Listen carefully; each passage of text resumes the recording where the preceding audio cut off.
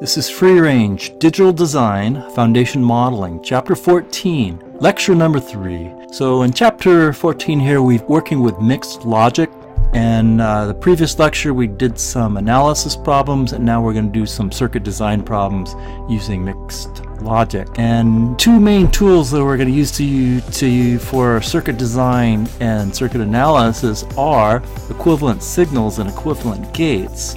So equivalent signals is going to allow us to write a signal in a different form, essentially change the logic level without adding anything to the circuit. So these are the two forms we have here. Essentially, we're changing the logic level without actually changing anything. We're just changing the way it looks. The other tool we're going to use to do these problems is equivalent gates. So once again, we have two representations of AND gates, two OR gates, two NAND gates, and two NOR gates. Here they are here. I have these memorized. Not only that, I know where to find it. Most importantly, I know how to derive these.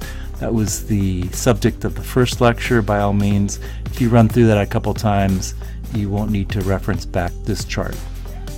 The first example problem asks us to implement this given equation.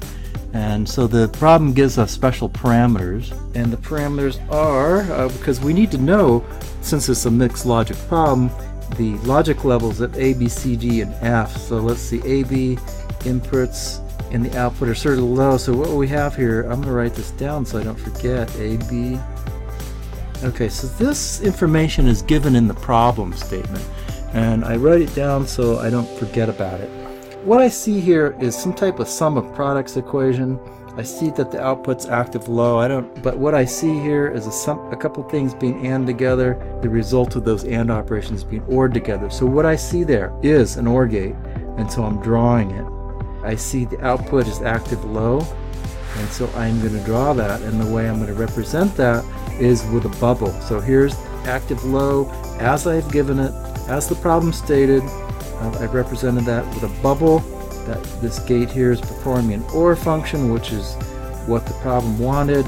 Now the other thing I need to do here is AND two things together here, and so I'm going to put them in there. There are my two AND gates. This is actually a NOR gate that expects positive logic inputs.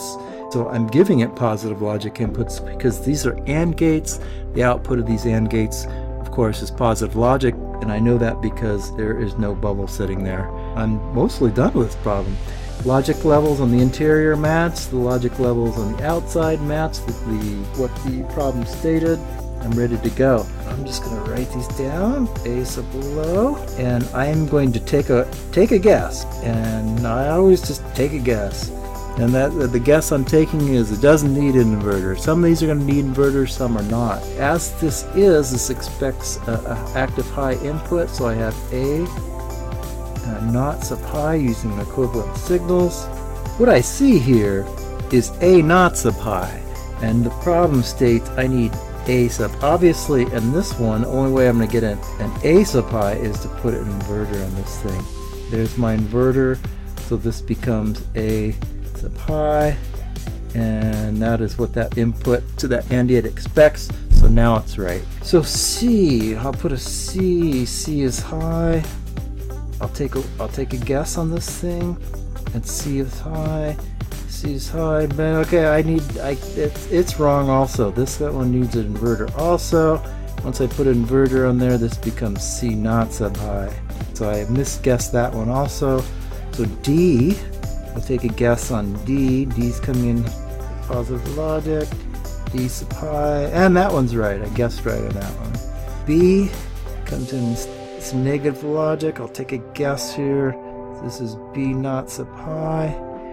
B not does not match that B, so obviously in this problem also needs an inverter in there, which means I'm going to mess up my circuit here. So B, this is going to be B sub high, looking good, and D not sub high, so D, positive logic, so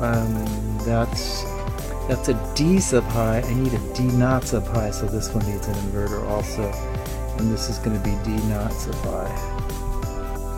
These AND gates expect positive logic inputs, So I made sure they all had positive logic inputs. All these H's here are the positive logic inputs, and also made sure the overbars match what the equation was looking for, such that here I had a D bar that matches this D bar up here, and if it didn't match I would have to take out the inverter. So the way I did these, once again, was I just took a guess and checked it. If it was wrong, I added an inverter. And it looks like I was wrong most of the time here, but no big deal. By the time I finished the problem, I had the right answer. Here's another problem. Well, it turns out this is the same problem as the last one, except there's a constraint on it. The last problem I could use any gate I wanted. This problem constrains me to using only NOR gates and inverters too. Once again, this is F sub low. This is given by the problem. So I'm going to write it down there so I don't forget. I'm going to look at this thing. I see an OR function there. So I'm going to draw an OR gate, which is okay because it said I can only use NOR gates anyway. There's my active low negative logic output. There's my NOR gate there. Looking good.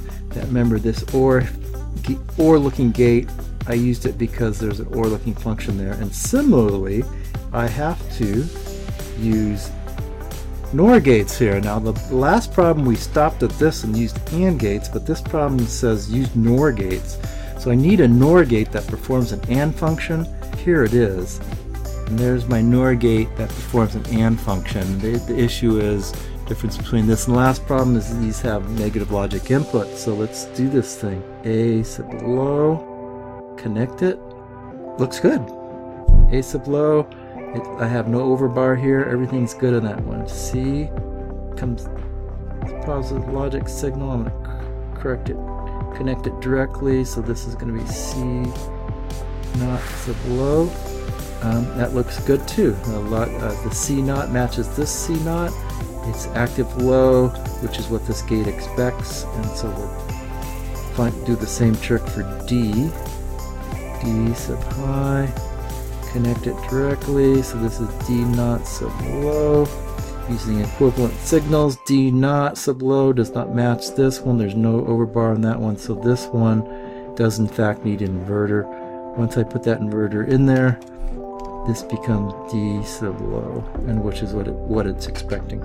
Now the second problem here, I'm going to attach B. It's negative logic. I'm going to connect it directly. The N half, that was a lucky guess on this one. So D, I'm going to connect it directly, see what I get. D, this is D naught sub low, and that was a good guess also. So the issue is with this problem compared to the last problem is this: I implemented this problem using 1, 2, 3, 4 devices. The previous problem, which I'll scan back to, here it is right there. I used 1, 2, 3, 4, 5, 6, 7 devices. 7 compared to 4. You could argue that this is a little bit better, and I think the difference between these kind of highlights one of the reasons why you might want to use mixed logic in your circuit design, because it could save you some gates, and so this kind of cries out for the minimum cost